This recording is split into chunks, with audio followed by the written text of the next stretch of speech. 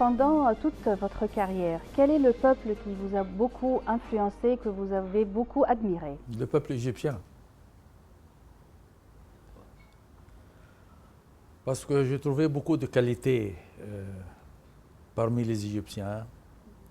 Bien sûr, c'est une opinion où vous dites que n'est pas juste, non, parce que je vois beaucoup de qualités parmi les Égyptiens. Je suis fier d'être égyptien. Et quel est le grand défaut des Égyptiens? Le grand défaut, c'est la polémique. La polémique. Si les gens cessent un peu la tendance à disputer sur des points, bien sûr, il y a une différence entre, il n'y a pas une unité de pensée parmi les êtres humains. Mais il ne faut pas attacher beaucoup d'importance à essayer de disputer les uns aux autres parmi les réunions. Parmi les réunions. Et parmi les médias aussi. Parmi les médias, y compris les médias. Il faut changer un peu d'habitude de discuter pour ne rien faire. Et il faut concentrer plus sur le point positif, beaucoup plus que le point négatif. Parce que dans la vie quotidienne, il y a les autres, les deux, les uns et les autres. Il y a des points faibles, il y a des points forts. Il faut se concentrer plus sur le point fort. Chacun a des qualités, une bonne qualité et une mauvaise qualité. Alors on doit concentrer plus sur les bonnes qualités. Et comment vous voyez l'Égypte aujourd'hui après 2 révolutions? Je suis heureux qu'il y avait 2 révolutions en Égypte. Une révolution, la première, le 25 janvier 2011,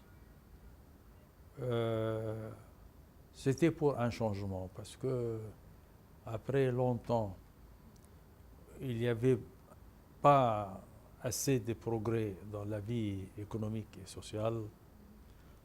Alors, il y avait bien temps que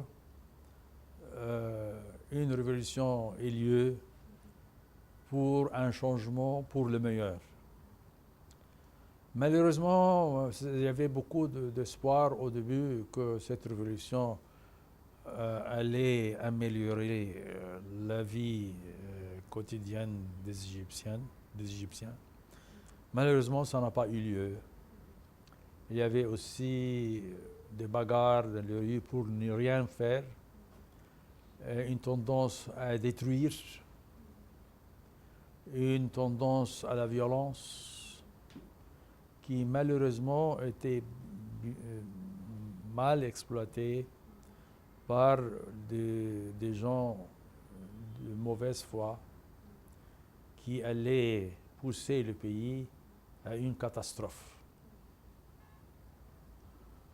Alors le résultat, c'était malheureusement les élections de 2012 qui avaient abouti à la domination des frères musulmans. Et l'expérience était fâcheuse parce que ça allait conduire l'Égypte à une catastrophe. Heureusement, la révolution du 30 juin avait changé le cours des affaires. Ensuite,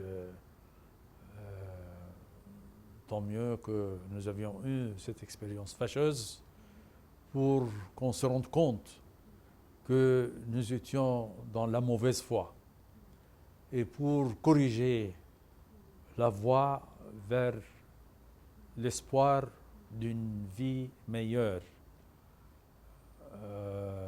Il y avait la feuille de route de 3 juillet 2013. Ça a pris longtemps, malheureusement ça a pris longtemps. J'ai pensé au début que ça aurait pu être plus court. Mais heureusement que nous avons fini avec les 3 étapes. Premièrement, la préparation d'une constitution qui était votée dans un référendum avec une majorité confortable. Et ensuite, les élections présidentielles où il y avait 2 candidats, le maréchal Sisi, Hamdin Sabahi. 2 candidats. J'étais très heureux qu'il y avait seulement 2 candidats. Et le président Sisi l'a fait facilement avec une majorité écrasante. Ensuite, les élections législatives, dernièrement achevé la 3e étape, l'année dernière, 2015, et maintenant nous avons un parlement, une assemblée des représentants.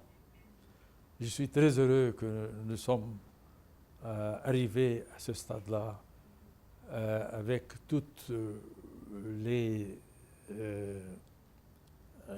établissements étatiques là.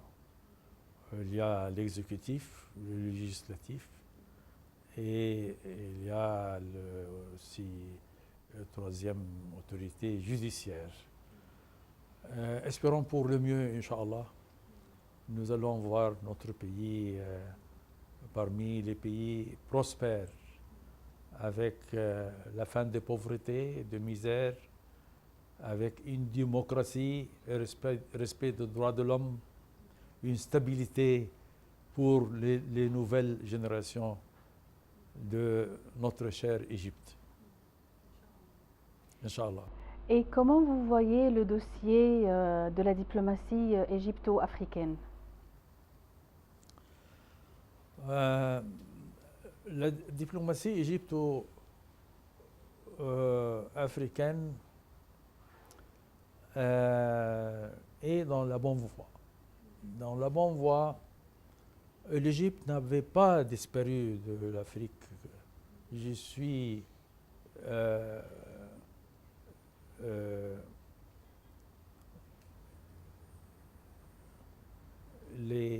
l'évolution des relations entre l'Égypte et les pays africains, ça fait longtemps. Et j'ai vu que l'Égypte était toujours conscient des problèmes en Afrique. L'Égypte était toujours pour aider le peuple africain qui veillait à avoir de leur indépendance.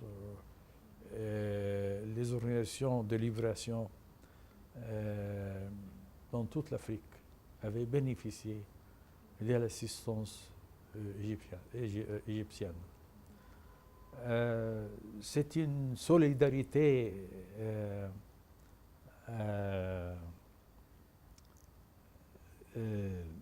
qui est née dans la personnalité égyptienne, d'aider les autres. Nous avons aidé, bien sûr, les pays arabes. Vraiment, il y a une solidarité entre les pays arabes. Malheureusement, nous vivons ces années des difficultés dans d'autres pays arabes, par exemple la misère qui est arrivée à l'Irak, ensuite la Libye, la Syrie et le Yémen. Malheureusement, Personnellement, je suis convaincu qu'il y a des droits étrangers qui jouaient dedans. Parce que c'est contre la nature des peuples arabes que de se laisser être joué dans les mains des étrangers, des puissances étrangères. Je pense toujours au rêve de l'unité arabe. L'unité arabe, ça ne devait pas dire absolument qu'on doit être un seul pays, mais l'unité arabe, unité des pensées, unité des objectifs, unité de, des, des, des espoirs et de l'avenir, de l'euphorie entre tous les pays arabes pour le bénéfice de tous les pays arabes et pour la Ummah arabe, comme on dit. Est-ce qu'on verra un jour une réunion des pays arabes à l'instar de l'Union européenne ou l'Union africaine? Il y avait une union idéale que j'ai vécue personnellement en 1958 entre l'Égypte et la Syrie, la République arabe unie. Malheureusement, ça n'a pas continué. Il y avait la rupture en 1961, malheureusement. Je crois que, puisqu'il y avait aussi une puissance étrangère qui ne voulait pas achever cet espoir, le rêve de l'unité arabe, malheureusement, c'est arrivé. Mais c'est la nécessité de coexistence entre les pays arabes, la coexistence et la coopération entre les pays africains. Entre pays africains, moi, j'étais envoyé spécial du président pour résoudre les différends entre pays africains pendant les années 1989-1990. J'ai visité beaucoup de pays africains, y compris l'Éthiopie, la Somalie, Djibouti, le Tchad, la Libye, le Sénégal et la Mauritanie. Il y avait beaucoup de points en commun entre ces pays qu'il ne faut pas se laisser jouer dans les mains étrangères pour intervenir dans nos affaires intérieures. C'est ça qui avait créé des problèmes entre les pays africains indépendants. Est-ce que la voie diplomatique est suffisante ou bien il faut aussi aborder d'autres voies comme la voie culturelle par exemple? La voie culturelle est une nécessité. C'est une nécessité. L'Égypte n'a pas cessé d'entamer cette voie. Elle continue. La voie de coopération technique, la coopération économique. Il y a la solidarité entre pays arabes, d'une part, la solidarité entre pays arabes et pays africains. Il y avait 2 conférences au niveau du sommet entre pays arabes et pays africains. La première fois, c'était 1977 sous le président Sadat. Et ça fait 2 ans, il y avait une conférence au sommet entre l'Union africaine et la Ligue arabe, un sommet arabo-africain. Alors, il faut veiller toujours à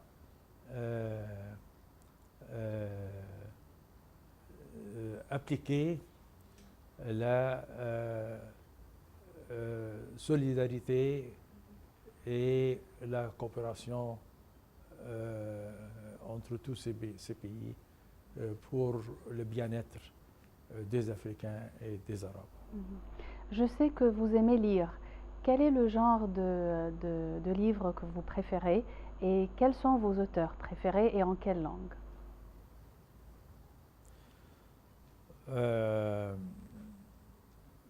La langue arabe, vraiment, c'est ma langue maternelle. J'ai lu beaucoup pour des écrivains égyptiens. Anciens ou contemporains? Les deux. Mohamed Hussein Hekel, Akkad, Taha Hussein. Le livre qui m'a beaucoup touché, c'est Al-Fitna al-Kubra, Taha Hussein. Al-Fitna al-Kubra, c'est la source de malheur qui est arrivée après et la différence entre les sunnis et les chiites. C'est ça, si vous lisez ce livre, et ce n'est pas un grand livre, c'est petit, Fitna al-Kubra. Et ils sont les leçons et les conférences données par Taha Hussein, qui, pendant cette période-là, était professeur à l'Université du Caire, faculté des lettres. Il a été boudé, je crois. Il a été boudé par la vie culturelle en ce temps-là à cause de ce livre. Non, mais je crois que ce sont des leçons à apprendre. Si vous ne lisez pas les sources, alors vous vous laissez influencer par des histoires des uns et des autres.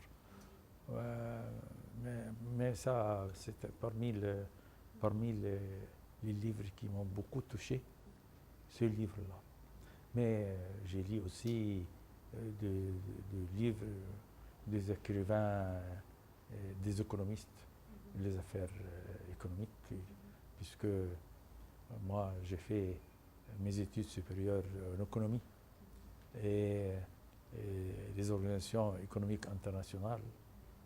Alors,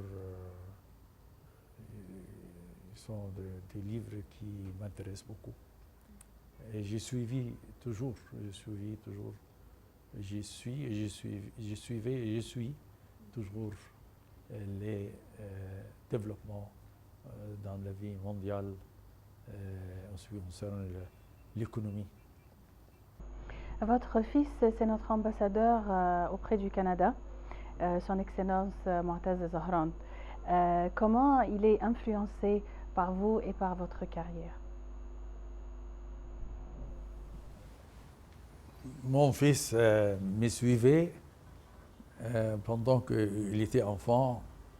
Il me suivait dans plusieurs pays, à Washington, à New York. Il était avec moi à Bruxelles et au Maroc. Alors il a, bien sûr, il a vu qu'est-ce que je faisais. Il était attiré par ce travail. Et j'aimerais vous dire que mon fils était aussi il était avocat. Il a suivi la même ligne. Mais est-ce qu'il avait en tête le parcours diplomatique ou pas? Au début, il était à la faculté d'engineering. Il voulait être ingénieur. Il C'est voulait complètement être différent. architecte. Architecte. Il était à l'université d'Alexandrie, à la faculté d'engineering, كلية الهندسة. Mais ensuite, il a fait le droit.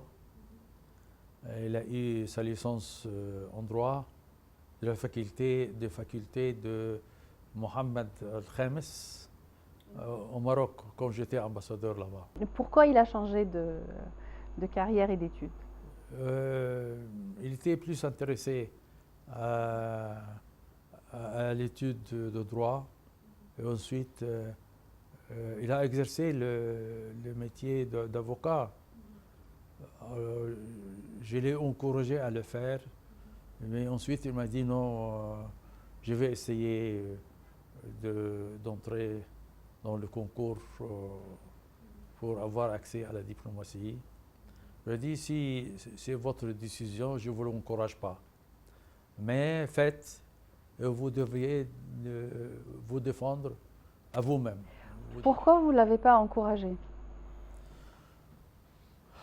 Je ne l'ai pas encouragé parce que j'avais peur que les gens pensent que c'est le fils de papa. Alors je lui dis que si tu décides de le faire, il faut se dépendre sur soi-même. Alors tu dois bien étudier les matières, bien préparer les examens.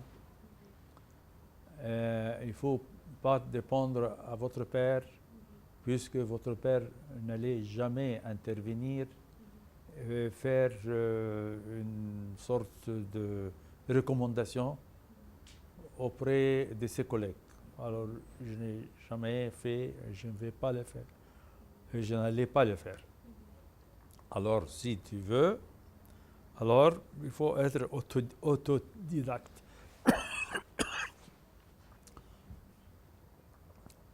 Te dépendre à toi-même.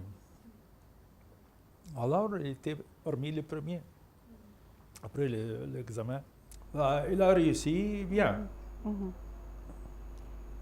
Il a percé son chemin, je crois bien. Alhamdulillah. Vous Grâce êtes à Dieu. fier. Je suis fier. Vous êtes un père fier. Alhamdulillah. Et concernant votre fille, Ola, qu'est-ce qu'elle fait maintenant? Voilà, elle est conseillère à l'Organisation mondiale de la propriété intellectuelle à Genève. Elle est aussi avocate, entre parenthèses. Elle a étudié les lettres d'abord. Elle a commencé par la lettre, ensuite elle a fait une étude à une université américaine pour les organisations internationales. Et ensuite, elle a fait la licence en droit. Après ça, elle a fait de master's degree, deux master's degree à l'université de Londres pour le règlement des différends entre sociétés commerciales et l'arbitrage. Vous êtes aussi grand-père. Oui. Parlez-nous de vos petits-enfants. Oui, j'ai trois petits-enfants. Le premier, Saif, il a maintenant 17 ans.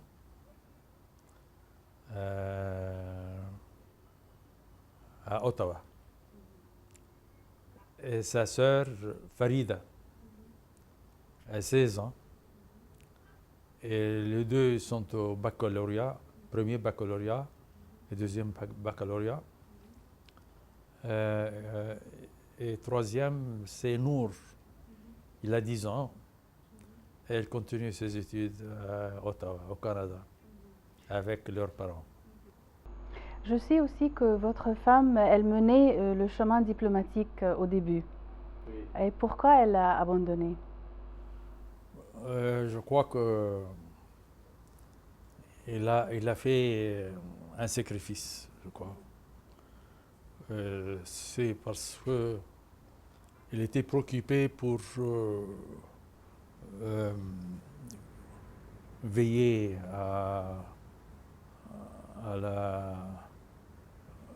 au succès de ses enfants.